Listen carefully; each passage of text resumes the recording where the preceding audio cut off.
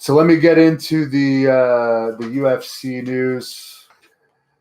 Yeah, it's come out that Monster Energy is paying between $9 and $10 million a year to advertise in the cage with UFC.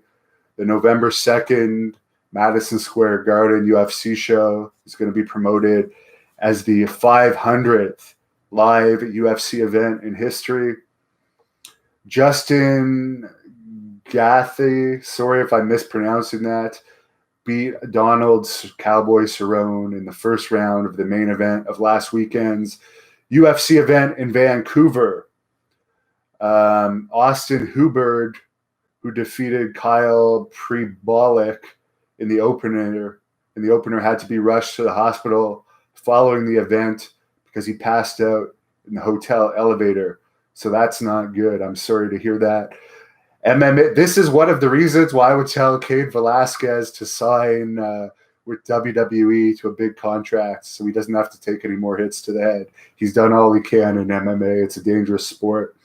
For the UFC show at the Rogers Arena in Vancouver, they drew their second biggest crowd there in history, 15,114 fans for a gate of 1,334,932. Was the second most attended UFC event in the history of that venue, so that's good. The 50,000 bonuses went to Michael Perina and Tristan Connolly for fights of the night. But because Perina missed weight, Connolly got 100,000. So that's pretty good for, I think it's a female. I'm sorry, I don't follow UFC that closely, but I know I have a lot of UFC fans on this. I was a bigger fan of the old UFC, so I am giving the news, and I am going to follow it more. Performance of the night went to Justin Gaethje and Misha Cirkunov. So there you go. That's the wrap up for UFC Vancouver. What do I think of Ben Askren coming back so soon after a knockout that he suffered? If anyone didn't see that Ben Askren knockout, that was crazy. And Ben Askren, I have interviewed him last year. You could look that up on the Hannibal TV before he signed with UFC. He probably just wants to make money. He's young, and it's his decision if he wants to come back and fight after that knockout. So best of luck to him. I actually like UFC or Ben Askren. Jake Hagar, I mentioned this last night. Jack Sawggers, he's fighting October 25th in Newcastle, Connecticut, facing Anthony Garrett. I looked up a fight of Anthony Garrett, which Anthony Garrett lost in under 30 seconds.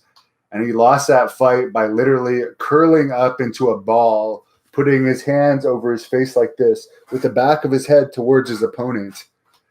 So just so anyone that's not an MMA fan knows, or who hasn't trained in MMA, that's not a good defense.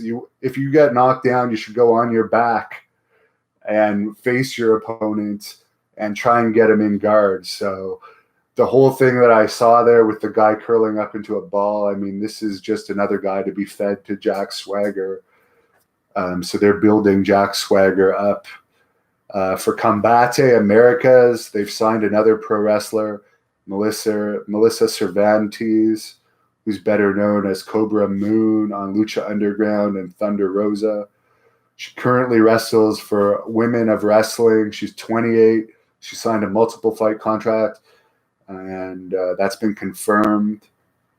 And Bellator Combate Americas has that Alberto El Patron Tito Ortiz fight coming up, although no date has been announced for it. Tank Abbott says he'll be surprised if it happens. We'll see. Tony Adovani, who is a big fan of the Hannibal TV, thank you for your views, asked me who's the best fighter to take Khabib's title. I don't know. George St. Pierre would have definitely done it, in my opinion, but that match is not going to happen. If the Conor McGregor fight happens, Conor, who knows? It really depends how seriously he takes the fight, but I would not put my money on McGregor. But I believe that fight might happen because it seems like McGregor really wants to get back in UFC.